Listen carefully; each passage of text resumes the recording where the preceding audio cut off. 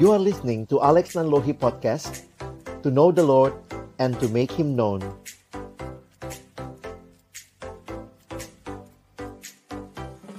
Berdoa. Sungguh ya Tuhan, firman-Mu adalah firman yang hidup dan yang menghidupkan. Firman yang kudus dan yang menguduskan hidup kami. Firman yang tidak berubah, tapi firman yang kami percaya sanggup mengubah kehidupan kami. Itulah yang kembali kami rindukan menjadi bagian ketika kami bersama-sama akan membuka firman-Mu pada siang hari ini.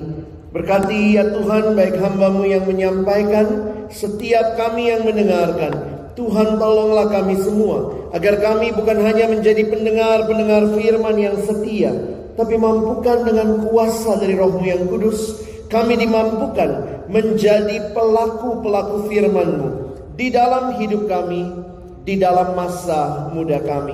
Bersabdalah ya Tuhan, kami umat-Mu sedia mendengarnya, di dalam satu nama yang kudus, nama yang berkuasa, nama Tuhan kami Yesus Kristus, Sang firman yang hidup. Kami menyerahkan pemberitaan firman-Mu. Amin. Shalom. Teman-teman sudah kenyang? Saya harap sih ini waktu-waktu perjuangan berarti ya. Habis makan biasanya kenyang, ngantuk ya. Jadi mari saling menjaga. Cuma dua kemungkinan, kalian tertidur atau saya yang tertidur, ya. Kita akan sama-sama melihat bagian saya yang kedua adalah saya ingin bicara sedikit tentang identitas kita, ya. Our identity as Christ disciples. Jadi saya ingin mengajak kita melihat apa yang menjadi panggilan Tuhan selanjutnya bagi kita. What next? Kalau kita sudah sadar dan memahami bahwa Tuhan sudah selamatkan kita mau hidup, responnya adalah mengasihi Tuhan, mengasihi sesama. Maka proses yang akan kita masuki itu apa? Proses yang disampaikan di dalam firman Tuhan. Nah, beberapa waktu yang lalu saya dapat kesempatan berkhotbah dari satu bagian atau satu tema. Ini temanya, The Meaning of Christian. Jadi menarik juga ya, waktu kemudian merenungkan tema ini, kita itu sebenarnya mahasiswa FEB yang kebetulan Kristen, atau kita Kristen yang ketepatan mahasiswa FEB. Kalian lebih setuju yang mana? What is your basic identity? Seringkali kita melihatnya dalam kaitan saya ada di mana, saya masuk kuliah di mana, saya kerja di mana. Tapi waktu menyadari bahwa sebenarnya our basic identity as Christ disciple, kita adalah orang-orang Kristen. Itu identitas yang paling mendasar dari kehidupan kita. Nah, saya mengajak kita untuk melihat, ada ayat-ayatnya saya tampilkan, bahwa ternyata waktu kamu kalau kamu googling lah ya, kamu cari di dalam Alkitab Perjanjian Baru secara khusus, ternyata hanya 3 kali muncul istilah Kristen. Jadi teman-teman, yang menarik adalah di dalam Alkitab Perjanjian Baru kita hanya muncul 3 kali istilah Kristen. Memang kalau kalian googling dalam terjemahan LAI, Lembaga Alkitab Indonesia, ada sampai 6 kali kata Kristen. Tapi di dalam bahasa aslinya, istilah Kristen hanya muncul 3 kali. Pertama kali muncul di sini. Kita baca sama-sama ayatnya ya. Kisah Rasul 11 ayat 26. 1, 2, iya. Mereka tinggal bersama-sama dengan jemaat itu 1 tahun lamanya, sambil mengajar banyak orang. Di Antiokhia lah murid-murid itu untuk pertama kalinya disebut Kristen. Di mana disebut Kristen? Di Antiokhia lah. Perhatikan pemunculan yang kedua itu ada juga di Kisah Rasul pasal yang ke-26. Ayatnya yang ke-28. Ketika Paulus di hadapan Raja Agripa, sudah di dalam penahanan, di dalam pengadilan, tetap dia memberitakan Injil. Sampai Raja Agripa menjawab begini, hampir-hampir saja kau yakinkan aku menjadi orang Kristen. Dan muncul sekali lagi di 1 Petrus pasal yang keempat ayat 16. Yuk coba kita baca sama-sama. 1, 2, iya. Tetapi jika ia menderita sebagai orang Kristen, maka janganlah ia malu, melainkan hendaklah ia memuliakan Allah dalam nama Kristus itu. Nah teman-teman, kita tidak menemukan istilah Kristen di dalam tulisannya Rasul Paulus. Hanya 3 kali muncul kata Kristen. Dan kalau kita selidiki dari 3 pemunculan ini, saya mau ingatkan buat kita yang pertama, perhatikan. Istilah Kristen dari tulisannya dengan dikatakan disebut Kristen, nampaknya ini bukan nama yang dipilih orang-orang pada waktu itu untuk diri mereka. Tetapi ini nama yang diberikan. Itu jelas dari penggunaan kata disebut. Jadi waktu saya pelajari lebih dalam lagi, lihat ini kira-kira kalimatnya Agripa apa? Kristen, nampaknya ini adalah sebuah bulian, sebuah ejekan. Orang-orang yang hidupnya seperti Kristus, mereka disebut Kristen. Itu bukan nama yang mereka pilih bagi diri mereka, tapi nama yang diberikan. Kristen lu, gitu ya. Nah perhatikan lagi ayat ini. Janganlah ia malu, hendaklah ia memuliakan Allah dalam nama Kristus itu. Nah menarik teman-teman, kalau kalian ngerti ya, biasanya orang yang mirip seperti, misalnya ini mirip Kristus disebut Christian. Kalau orang yang pandangannya mirip Gus Dur disebut Gus Durian. Itu lucu ya, Gus Durian. Mahasiswa Binus namanya Binusian. Sempat masuk Binus ya. Jadi nama itu atau tambahan ian itu menunjukkan ada orang-orang yang sama. Jadi waktu dibilang Christian, orang yang mirip Kristus, orang yang hidupnya meninggikan Kristus. Bagi saya ini menarik. Kenapa? Kristus itu adalah, ada yang bawa Alkitab cetak nggak ya? Kalau kalian bawa Alkitab cetak, coba lihat sebentar Kristus. Saya coba bagikan sedikit tentang Kristus. Itu ada di kamus di belakang. Saya coba bacakan buat kalian ya. Kristus adalah terjemahan Yunani dari kata Ibrani Mashiach atau Mesias, atau bahasa Arabnya Al-Masih. Artinya yang diurapi oleh Tuhan. Jadi Kristus itu sebenarnya adalah gelarnya Yesus. Yesus Sang Mesias, Yesus Kristus, Yesus yang diurapi Allah. Apa tujuan Allah mengurapi Mesias? Perhatikan di dalam kamus dikatakan Yesus disebut Kristus karena dialah yang dipilih Allah menjadi penyelamat dan Tuhan. Akhirnya Kristus juga menjadi nama diri untuk Yesus. Jadi itu bukan marganya. Yesus marga hado Kristus.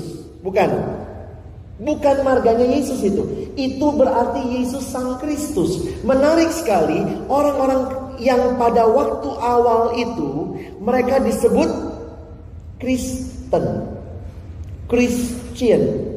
Kenapa bukan Yesusian? Menarik ya? Kenapa Kristusnya yang menonjol?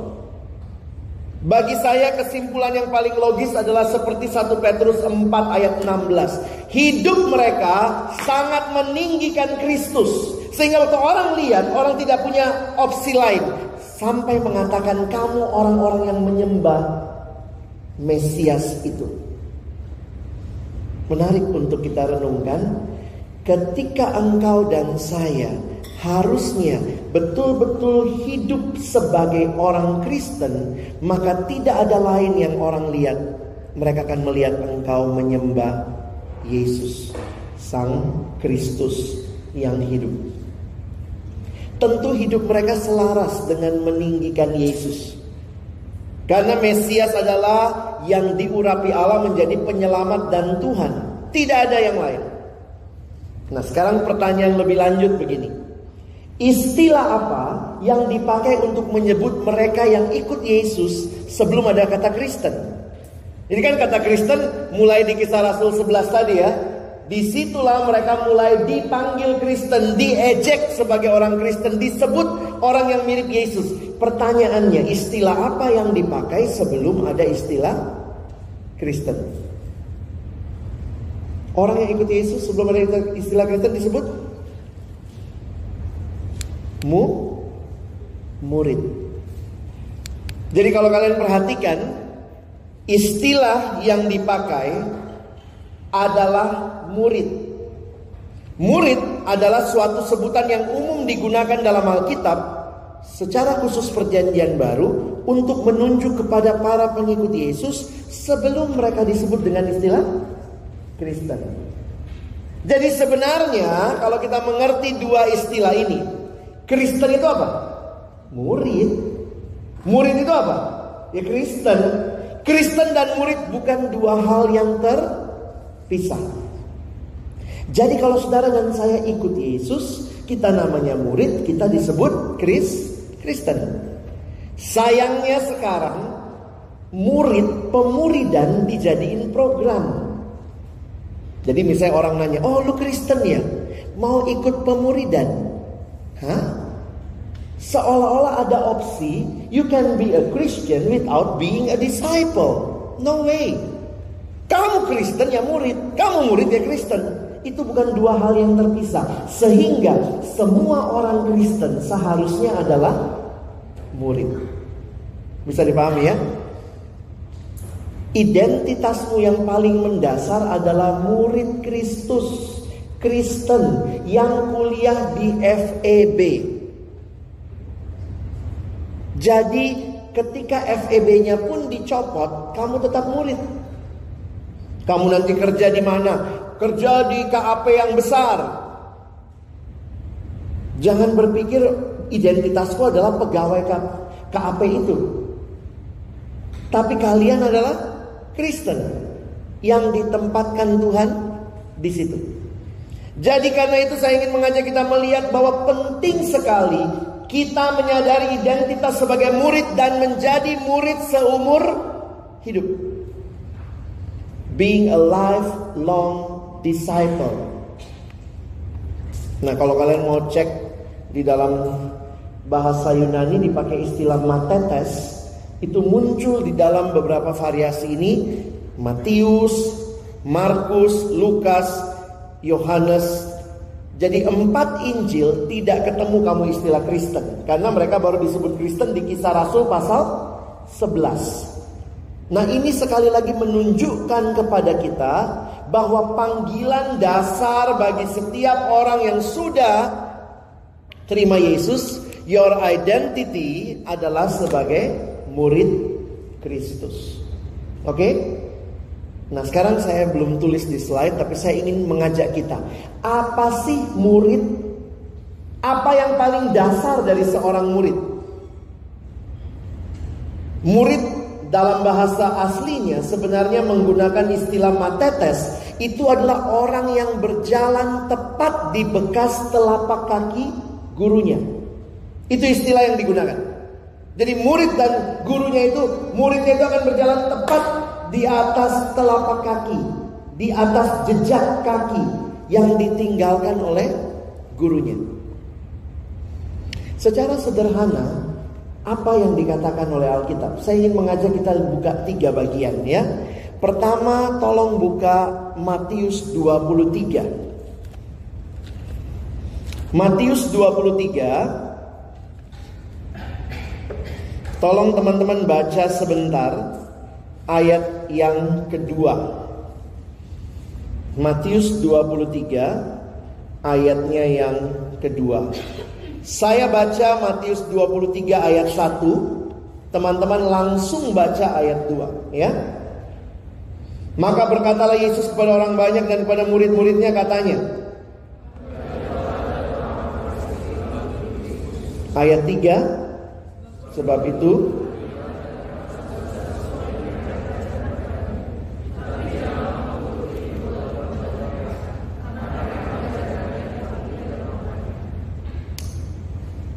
Dulu saya pikir Yesus gak suka sama sekali sama orang Farisi.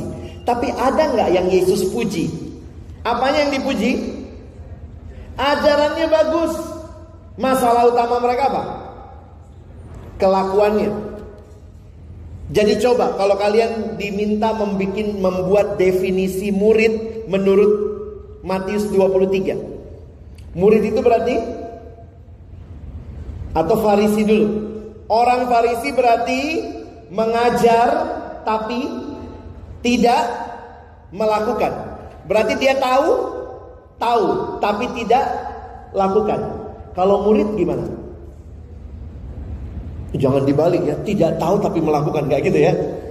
Tahu ajaran yang baik dan melakukan. Poin utama murid bagi saya waktu saya belajar Matius, ternyata poin utama murid adalah dia melakukan apa yang dia tahu. Coba lihat lagi di dalam Matius pasal yang ke-7. Lihat sebentar Matius pasal yang ke-7.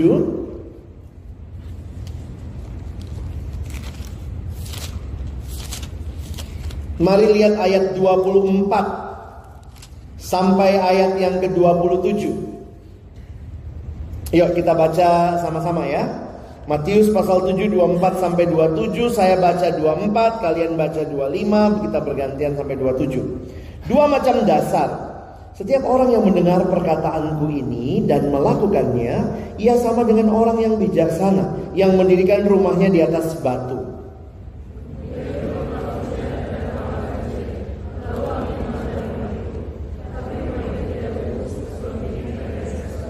Tetapi setiap orang yang mendengar perkataanku ini dan tidak melakukannya, ia sama dengan orang yang bodoh, yang mendirikan rumahnya di atas pasir.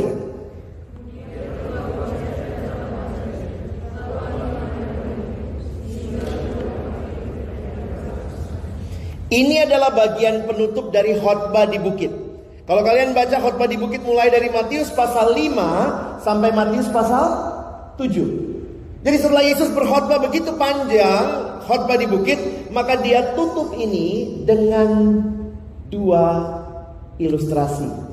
Dia tutup dengan dua respon. Dia tutup dengan penggambaran dua macam orang. Coba lihat. Ada orang yang bagaimana di situ? Ada dua macam orang. Orang yang apa dan yang apa? Jangan bilang yang membangun rumah, itu ilustrasinya. Orang yang bijaksana dan bijaksini. Satu bijaksana, satu bijaksini. Yang bodoh. Apa persamaan keduanya? Sama-sama bangun rumah. Jangan dulu ke bangun rumah ya. Sama-sama mendengar. Sama-sama mendengar. Satu melakukan, makanya disebut bijaksana. Yang satu tidak melakukan, disebut bodoh. Jadi satu waktu saya perhatikan ini, wah, Tuhan Yesus sudah memberikan gambaran. Ada dua macam orang. Kamu mungkin dengar firman, berkali-kali dengar firman dari kecil. Mungkin kalau kamu Kristen dari kecil. Tapi pertanyaannya, kamu orang bijaksana atau orang bodoh? Ada satu teman adik yang dulu saya bina dalam kelompok kecil. Udah lama gak kontak, tiba-tiba kontak. Halo bang, apa kabar? Udah lama gak kontak, tiba-tiba dia kontak. Terus kami ngobrol. Terus kemudian dia masuklah ke inti pembicaraan. Ternyata dia cuma mau nanya, Kak, aku lagi naksir cewek nih, sekantor, cantik, udah bareng gitu kemana-mana gitu ya. Terus kemudian dia kayak minta persetujuan dari pembimbing rohaninya. Gue tembak aja nggak kak? Saya bilang ya udah, kalau nggak ada yang masalah ya tembak aja ya, nanti ceweknya mati dah gitu ya. Ya udah tembak aja. Tiba-tiba dia ngomong, tapi itulah kak masalahnya. Apa masalahnya? Dia bukan orang Kristen. Jeng. Saya bilang ya ampun. Saya pikir 15 menit kita udah ngobrol sana sini. Karena saya tahunya dia anak yang waktu di kampus dia bertumbuh, dia dibina, sempat menjadi pemimpin kelompok kecil. Tapi kemudian begitu. Lalu kemudian dia tanya, jadi gimana Kak? Ya saya bilang, ya kalau nasihat saya ya putuslah. Tapi Kak seandainya begini, kalau nanti begini, jadi gimana Kak? Putus. Kalau misalnya dia mau ikut saya begini, saya bilang putus dulu, ikut dulu baru sambung lagi. Jangan sampai dia ikut Tuhan karena kamu. Kamu bisa jadi orang yang mendorong dia ikut Tuhan, tapi jangan sampai dia cuma mau ikut kamu sebenarnya. Tuhan cuma embel-embel. Tapi biasalah ya, kalau lagi ada maunya kan orang ngeyel. Tapi Kak kalau dia begini, menurut Kak Alex gimana? Putus. Tapi gimana kalau begini, Kak Alex gimana? Putus. Sampai terakhir dia bilang, tapi kalau gini, saya bilang, jangan bodoh. Dia bilang, ih kasar amat sih ngomongnya. Bukan saya ngomong nih, Tuhan Yesus nih. Bodoh kau. Dengar banyak firman, gak lakukan. Tapi waktu saya bilang begitu, kayak Tuhan tampar saya. Kamu juga banyak bodohnya. Semua udah lakukan belum? Saudara, kita orang yang bagaimana? Murid itu bukan tahu banyak. Kalau tahu banyak namanya Farisi. Maksudnya tahu banyak tapi tidak lakukan. Murid adalah apa yang dia tahu dia lakukan. Apa yang dia tahu dia lakukan. Hati-hati, kerohanian bukan, jadi orang Kristen bukan masalah saya pakai salib besar. Bukan masalah berapa besar Alkitabmu. Tapi engkau taat atau tidak kepada Tuhan. Melakukan.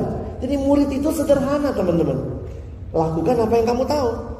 Dari mana tahunya? Dari firman Tuhan. Coba lihat lagi Matius 7, sedikit di atasnya, ayat 21.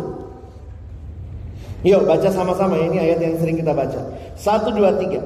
Bukan setiap orang yang berseru kepadaku, Tuhan, Tuhan, akan masuk ke dalam kerajaan sorga, melainkan dia yang melakukan kehendak Bapakku yang di sorga. Perhatikan baik-baik, Tuhan Yesus tidak mengajarkan keselamatan lewat perbuatan. Kalau kalian baca konteksnya, bukan itu maksudnya. Tapi Tuhan Yesus sedang bicara tentang ajaran sesat. Dia mengatakan bedanya antara pengajar palsu dan yang asli adalah yang asli itu kelihatan buahnya. Makanya dia bilang begini, bukan semua orang yang berbicara pada Tuhan yang akan masuk ke dalam kerajaan sorga. Keaslian itu dibuktikan dari apa? Apa kalimatnya? Ayat 21. Tetapi dia yang melakukan kehendak Bapakku. Jadi ternyata banyak guru-guru palsu waktu itu manis banget ucapannya. Bisa begitu juga sekarang kita ya. Kalau hari Minggu tuh besok tuh hari kudus sedunia ya. Tiba-tiba kalau hari Minggu pakai buletan di atas kepala gitu ya. Wah, jadi murid hari Minggu doang. Kepentok, oh haleluya. Kejedot Maranatha. Nah bisa begitu tuh. Tapi hari lain, woi nyet, jing, pret. Nggak ada bedanya. Hari Minggu kalau perlu kudus pakai buletan, tidak injek tanah. Woi. Hari lain tanduk keluar.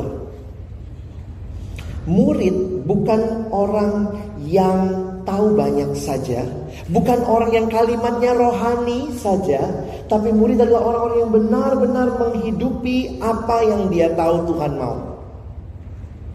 Makanya sekarang perhatikan, amanat agung, perhatikan Matius 28. Kalau kalian baca Matius 28, coba lihat ayat yang ke-19 dan 20. Kita baca dua ayat ini. 1, 2 ayat. Karena itu, pergilah, jadikanlah semua bangsa muridku, dan baptislah mereka dalam nama Bapa dan Anak dan Roh Kudus, dan ajarlah mereka segala teori kekristenan. Gitu ayatnya? Enggak ya? What is your goal as Christ follower? Your goal as Christ follower not to have all the theory about Christianity. No. Baca baik-baik. Ajarlah mereka melakukan. Jadi murid itu tahu dan melakukan. Proses untuk menolong orang tahu dan melakukan namanya proses pemuridan. Jadi pemuridan itu apa? Menjadi orang-orang yang belajar firman dan melakukan firman. As simple as that. That is discipleship. That is Christianity. Waktu kamu baca firman, kamu taati, kamu lakukan. Makanya prosesnya disebut pemuridan. Biasanya yang memuridkan adalah orang yang telah lebih dulu jadi murid. Murid yang memuridkan. Maka Yesus bilang sama rasul-rasul, Matius 28, pergi jadikan semua bangsa muridku. Bukan muridnya Paulus, bukan muridnya Petrus, bukan muridnya Yohanes, muridku kata Yesus. Dan ajar mereka. Setiap kita punya tanggung jawab memuridkan orang lain. Ajar mereka melakukan. Jadi target akhirnya bukan cuma banyak tahu. Nah teman-teman, sejak saya mengerti ayat ini, dalam doa saya, seringkali saya katakan itu doa pemuridan.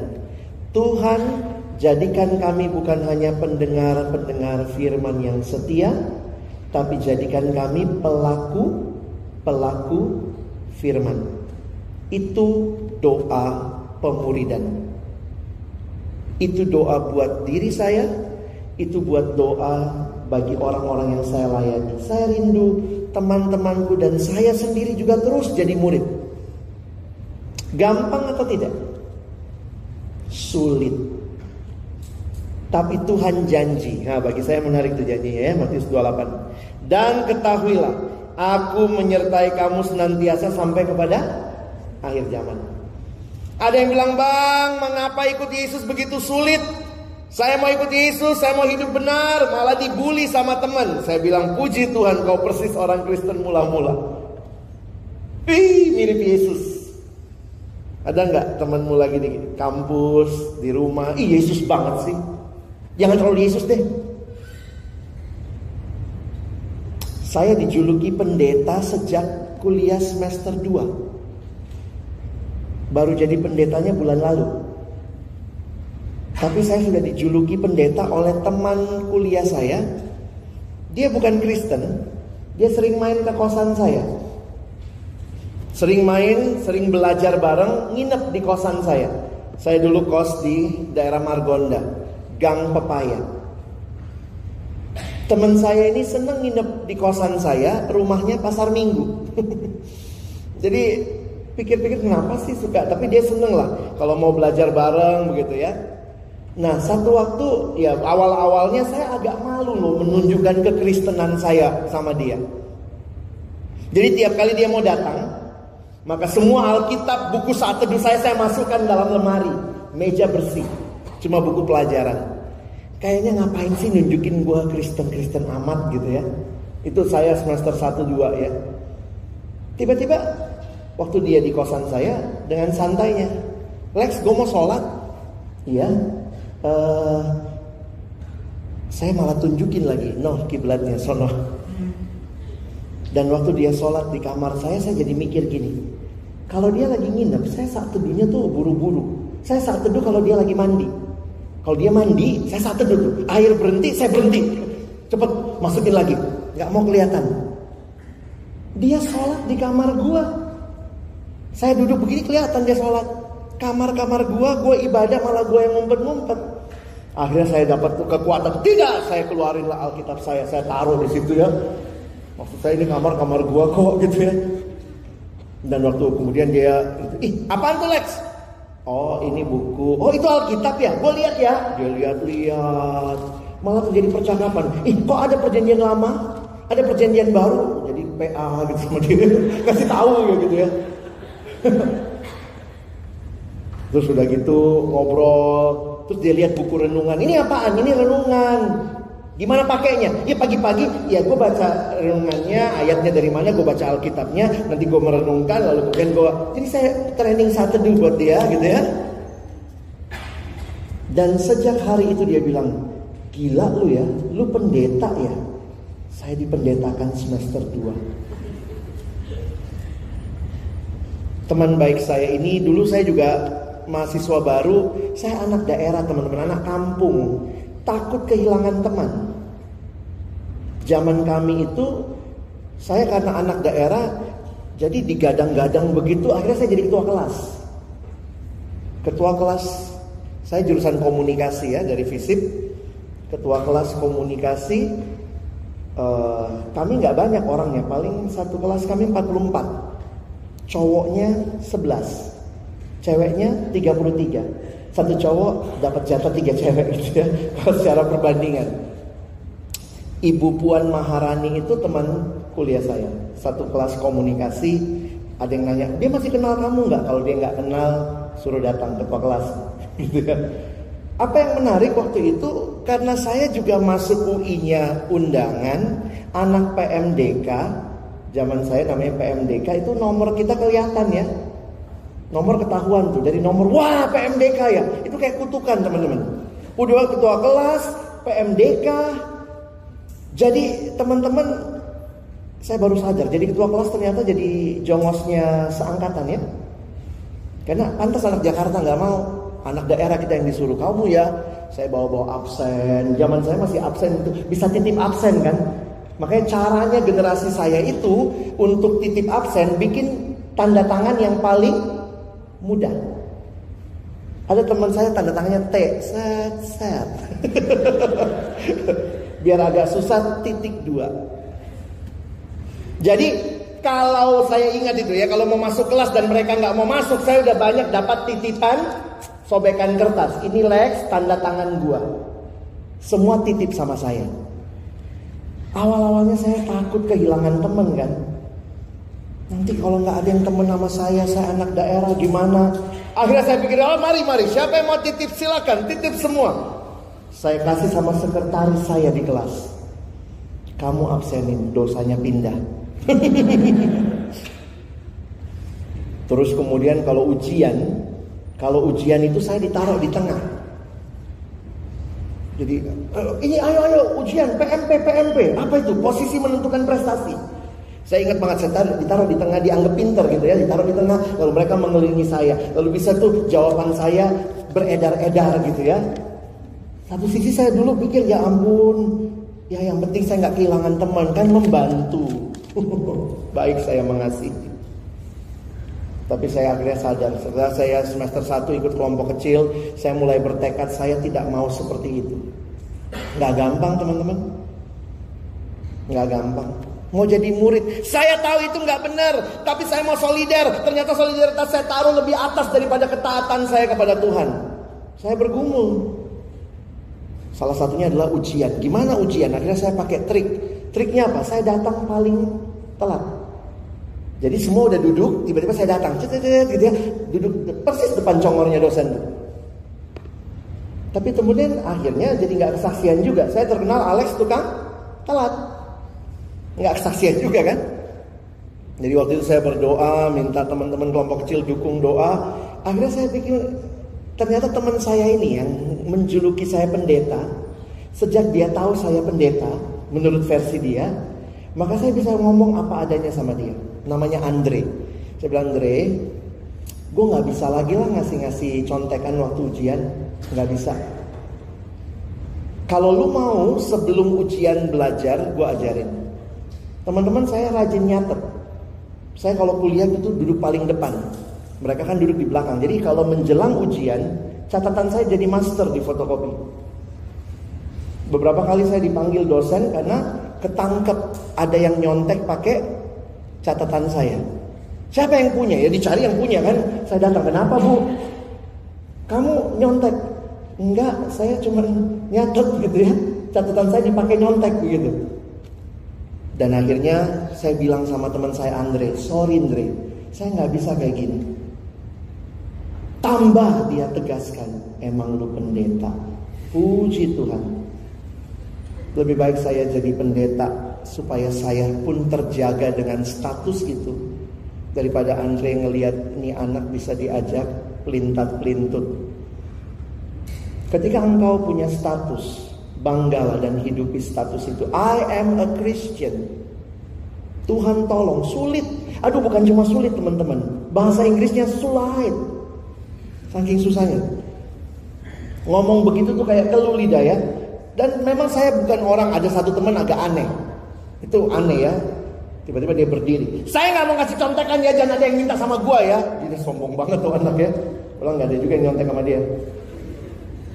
Waktu itu saya tidak punya keberanian cerita sama semua. Saya hanya punya keberanian ngomong sama Andre. Andre, gue gak bisa. Kalau lu mau belajar gue ajarin. Tapi di ujian kita musuhan. Teman-teman tahu apa yang terjadi? Ketika saya punya kerinduan seperti itu, Tuhan pakai Andre jadi spokesperson saya. Jadi kalau ujian orang bilang, Alex duduk sini. Andre akan ngomong, udah gak bakalan. Dia gak mau ya. Ada PR saya. Tapi saya melihat iya ya, Tuhan tolong. Saya masih pengecut, saya masih takut ngomong sama teman-teman, gue gak mau. Tapi Tuhan pakai Andre lebih berani. Enggak, dia gak mau. Tapi akhirnya saya belajar, tidak mudah jadi murid yang mau hidup dalam kebenaran, tahu kebenaran, dan tahu bahwa itu harus dilakukan. Saya tidak tahu tantanganmu apa. Ini kampus baru buat kalian adik-adik angkatan baru. Bagaimana tantanganmu jadi murid? Tapi bersyukur Tuhan berikan proses itu. Kenapa? Kalau kau tidak belajar jadi murid dari sekarang, jangan heran ke depan kau pun tidak akan sungguh-sungguh hidup jadi murid. Banyak orang Kristen mempermalukan nama Tuhan. Salibnya besar, nyontek jalan terus. Salibnya besar, pornografi terus. Kekristenan bukan simbol, tapi kehidupan yang melakukan apa yang saya tahu. Tahu dari mana? Dari firman Tuhan. Karena itu waktu Yesus bicara pemuridan, Yesus tidak iming-iming, ayo ikut aku, ikut pemuridan, nanti enak loh. Kalau ulang tahun dikasih kado sama PKK-nya. Oh nanti, ya kan biasa gitu kan kalau di kampus, ayo ikut pemuridan. Di kampus ini kan ada banyak sarana pemuridan ya. Salah satunya kelompok kecil. Ada yang nanya sama saya, Bang apa sih kelompok kecil itu? Ya kelompok kecil adalah kelompok yang tidak terlalu besar. Susah amat sih. Yesus waktu datang ke dalam dunia pun, dia memuridkan dalam sebuah kelompok yang kecil. Yesus gak memuridkan seluruh dunia ya. Berapa muridnya? 12. Satu bandel. Makanya kalau ada yang nanya, Bang bagusnya satu kelompok kecil berapa orang? Yesus berapa? 12. Lu Yesus bukan? Bukan bang, turunin. Kebanyakan nanti lu suffering gitu ya. Kenapa? Karena prosesnya terjadi, pemuridan terjadi. Nah, ada bagian yang saya mau bagikan buat kita. Coba kita les bahasa Inggris dulu ya. Yuk, can you repeat? Can you read? Let us read together. 1, 2 ya. Jesus doesn't simply calls us to believe that He existed, or even to believe that He can save us. He calls on us to commit our whole life to Him, to trust Him alone for our salvation, and then to follow Him as His disciple. Teman-teman ingat baik-baik. Terima Yesus, diselamatkan, berdiri KKR. Oh, saya buka hatiku, terima Yesus, saya mau tinggalkan dosa. That is not the end of your Christian life. That is just the beginning. Karena ketika engkau sudah terima Yesus, maka Tuhan panggil engkau ikut Dia. Dan kalimatnya luar biasa. Lalu Yesus berkata kepada murid-muridnya, setiap orang yang mau mengikut aku, ia harus menyangkal dirinya, memikul salibnya, dan mengikut aku. Tuhan Yesus kita ini bukan Tuhan yang cuma sekedar panggil-panggil orang, tapi Dia memanggil kita untuk ikut Dia. Kita akan lihat 3 kalimat ini, 3 frase ini, apa yang dimaksud supaya kalian tahu the cost of discipleship. Apa harga pemuridan? Deny yourself, take up your cross, and follow me. So discipleship, the path to knowing and following Jesus. Kita mulai yang pertama. Apa artinya menyangkal diri? Saya pikir menyangkal diri bukan menyangkali dirimu. Bukan, dalam arti begitu ya. Oh, saya bukan Alex, saya bukan Alex, saya bukan Alex. Itu mah gelo. Gila. Enggak. Menyangkal diri berarti apa? Sesuatu yang saya sangat inginkan, Tapi saya tahu itu bukan yang Tuhan mau. Saya berkata tidak kepada keinginan saya dan berkata ya kepada keinginan Tuhan. That is deny yourself. Tuhan, saya pengen banget nyontek supaya bagus nilai saya. Tapi Tuhan tidak mau, saya menyangkal diri. Saya pengen banget pornografi, Tuhan, asik nontonnya, masturbasi, puas, nikmat. Tapi bukan itu yang Tuhan mau. Kau berkata tidak kepada hawa nafsumu dan berkata ya kepada Tuhan. Kadang-kadang gak gampang.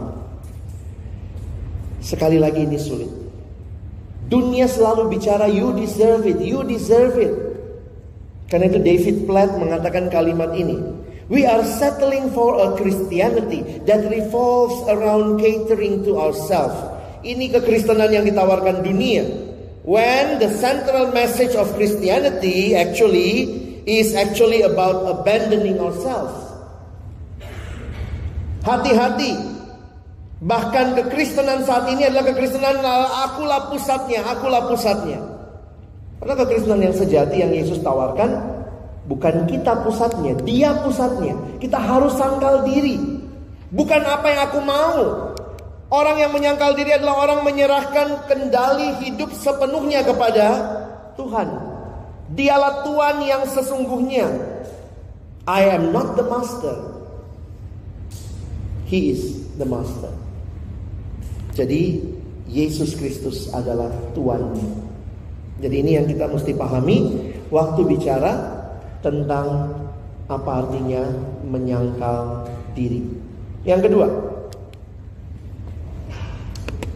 pikul salib. Pertanyaan saya begini, apakah Yesus pikul salib atau apakah Yesus sudah disalib waktu dia bicara Matius 16 ini? Belum ya?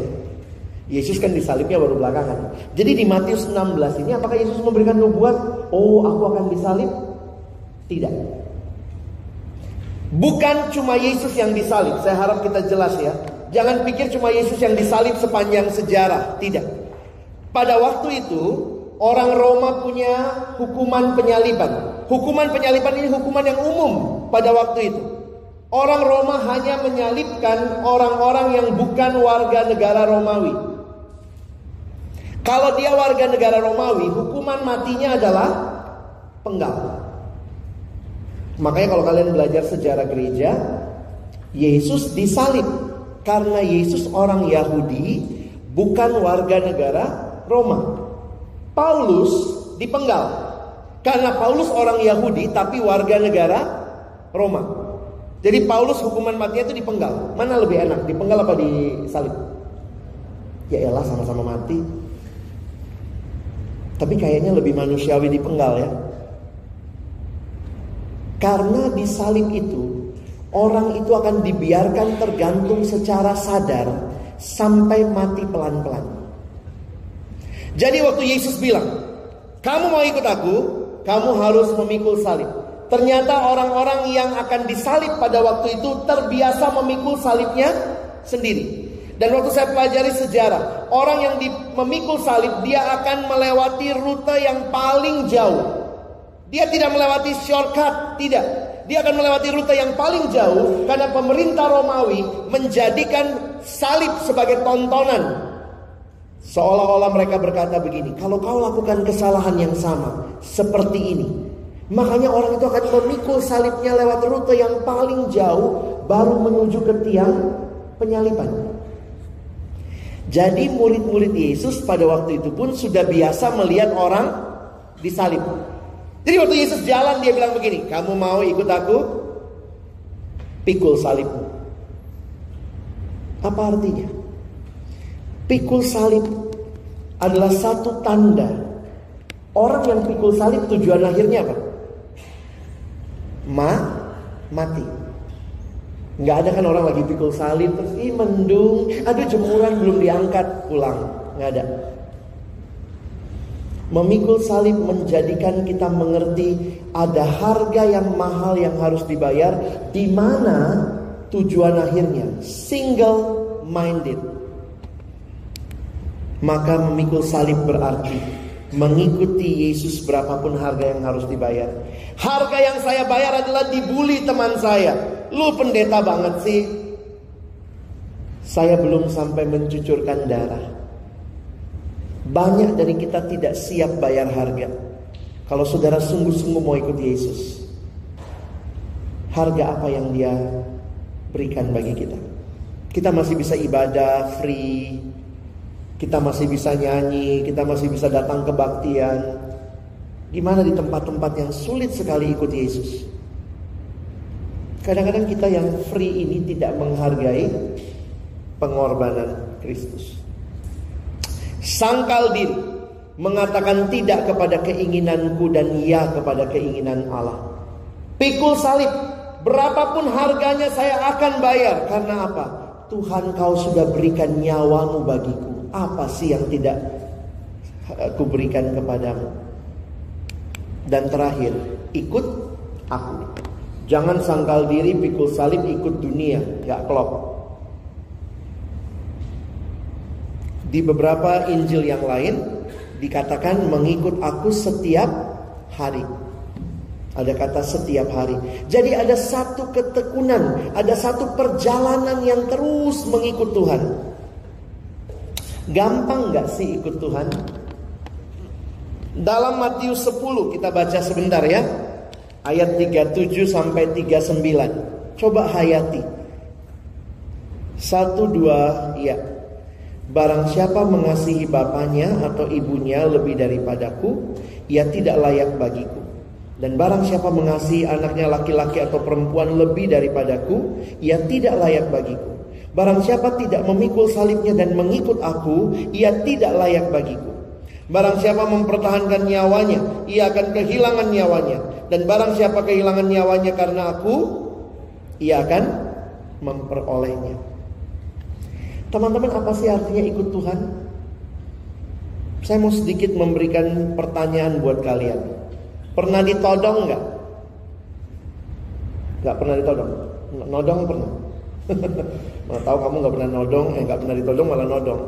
Orang kalau ditodong itu jawabnya apa sih? Ditanyanya apa? Hah? Pertanyaannya apa? Biasanya apa? Harta atau nyawa? Itu ya pertanyaannya ya. Saya sampai sekarang jujur loh, kalau ditanya pertanyaan ini bingung jawabnya. Coba kalau kita harta atau nyawa, maksudnya kita coba Om kita diskusi dulu. Maksudnya kalau saya jawab ini, Om akan ambil ini gitu kali ya. Karena jelas lah orang kalau mau ngerampok ya pasti mau duit gitu ya. Tapi ini jadi pertanyaan biasa ya, yang kita tanyakan gitu. Kayaknya kalian pun kalau nodong udah punya modal. Apa pertanyaannya? Harta atau nyawa? Numpang tanya, mana yang lebih berharga? Harta apa nyawa? Ayo teman-teman, mana yang lebih berharga? Harta apa nyawa? Nyawa lebih berharga? Iya. Kalau nyawa berharga berarti nggak apa-apa kehilangan harta, yang penting jangan nyawa, gitu ya. Tapi ya buat apa juga kan punya semua? Itu punya siapa? Punya dia. Itu rumah sakit punya siapa? Punya dia. Itu hotel punya siapa? Punya dia. Mobil punya dia. Pesawat punya dia. Itu gunung punya dia juga. Dia baru beli kemarin. Dianya mana? Udah mati. Jadi kalau ditanya harta atau nyawa, kalian pilihnya apa? Nyawa ya. Tapi punya nyawa gak punya harta sedih juga ya. Makanya makanan kami yang secukupnya ya. Harta sama nyawa mana lebih berharga? Nyawa. Setuju ya? Sekarang pertanyaan saya, jawab dalam hati, nggak usah jawab dengan mulutmu. Mana lebih berharga, nyawa atau Yesus?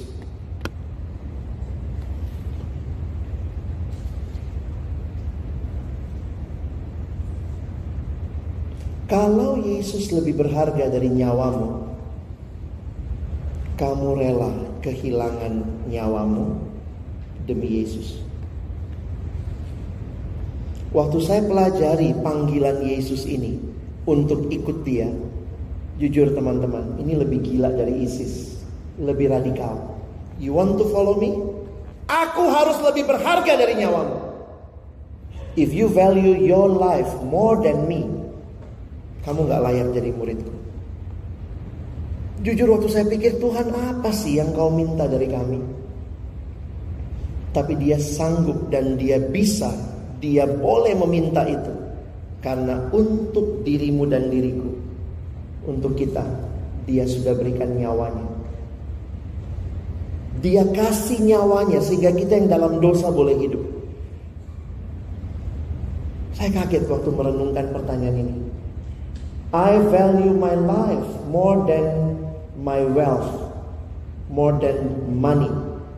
Tapi kalau ditanya, nyawaku sama Yesus mana lebih berharga?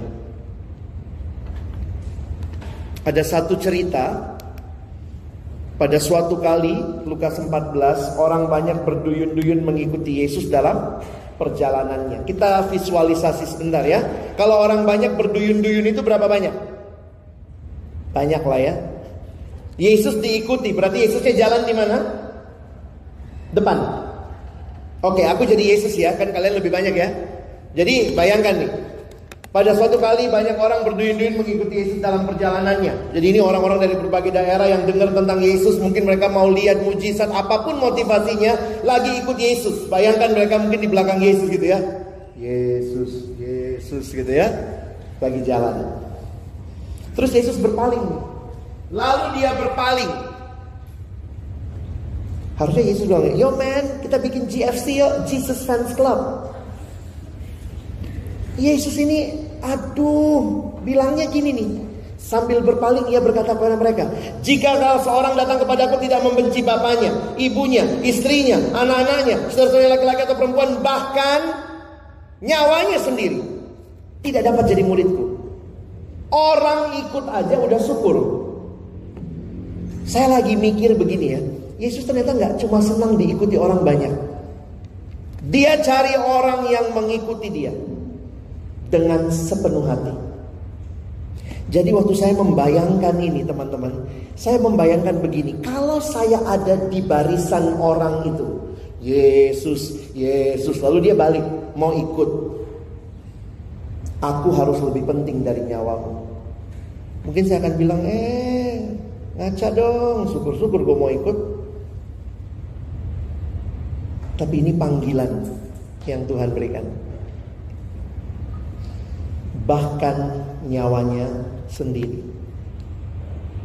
Seorang bernama Kyle Idleman menulis dalam bukunya, ini ada Matius 10 ya. Matius 10 juga gitu kan, ayat terakhir ya. Barang siapa mempertahankan nyawanya, ia akan kehilangan nyawanya. Barang siapa kehilangan nyawanya karena aku, berarti mana yang lebih berharga? Aku dong, karena rela kehilangan nyawanya demi aku. Seorang bernama Kyle Idleman dalam bukunya Not a Fan, dia mengatakan, dia berikan gambaran berikut. Bayangkan berbagai hal yang berharga bagi kita, Yesus, keluarga, pacar, sahabat, pelayanan, studi, pekerjaan, sedang ada di garis start lomba lari untuk merebut tahta hati kita. Lalu dia tanya, apakah Yesus mau jadi juara satu? Dia bilang tidak. Yesus tidak mau menjadi juara satu dalam lomba tersebut. Loh, kok gak mau?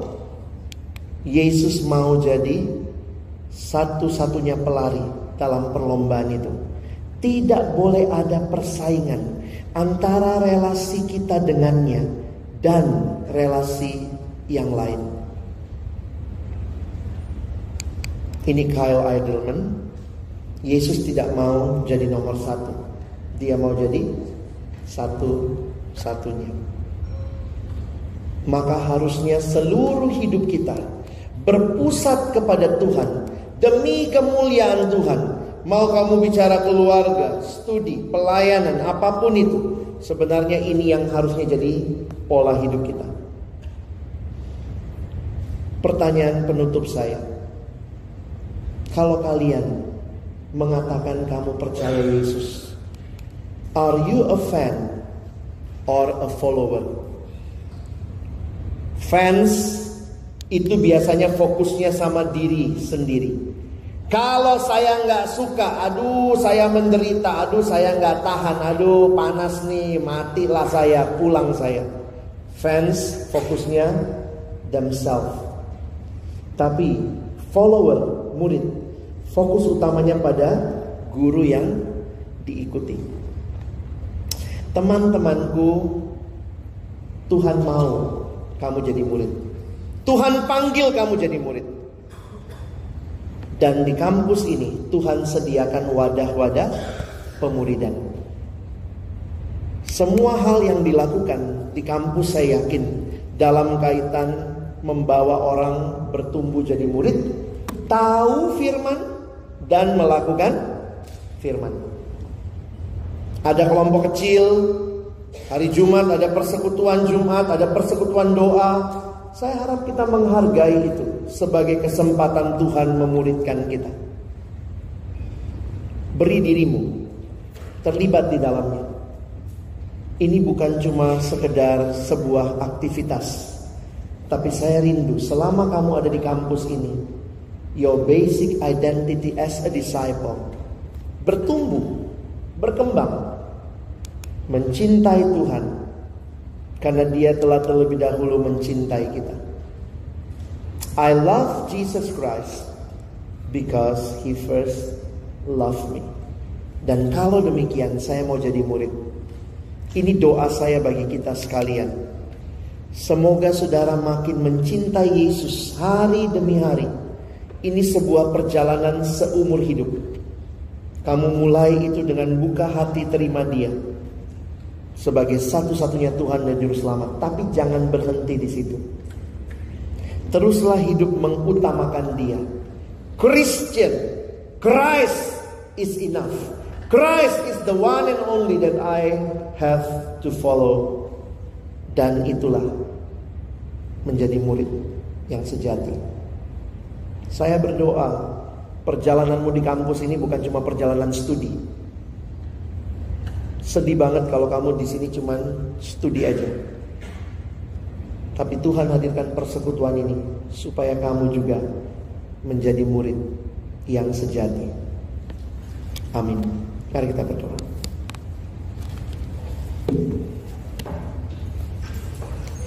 Bapa di dalam surga, kami bersyukur buat kesempatan merenungkan firman-Mu. Biarlah setiap kebenaran yang kembali menyegarkan hati kami. Panggilan kami menjadi murid-murid di dalam anugerah Tuhan boleh kami responi. Tolong kami setiap hari sangkal diri, pikul salib, dan ikut Yesus. Biarlah pilihan-pilihan hidup kami, pilihan-pilihan kegiatan kami di kampus ini, pilihan-pilihan terhadap semua hal yang kami hadapi, menyatakan bahwa sungguh Yesus, Engkau lebih berharga dari segalanya, bahkan dari nyawa kami. Tolong kami merenungkan hal ini sepanjang hidup kami. Tolong kami meresponi dengan syukur, memberi diri, terlibat di dalam berbagai proses pemuridan yang Tuhan izinkan ada di kampus ini. Terima kasih untuk POFEB yang Tuhan pelihara hingga hari ini. Kami percaya di dalamnya Tuhan terus bekerja menghasilkan murid-murid bagi kemuliaan Allah. Kami mohon sekali lagi, jadikan kami bukan cuma pendengar-pendengar firman yang setia. Kami mau jadi pelaku firman, jadi murid-murid, jadi orang Kristen yang sungguh-sungguh hidup memuliakan Tuhan. Dalam nama Yesus kami berdoa. Amin.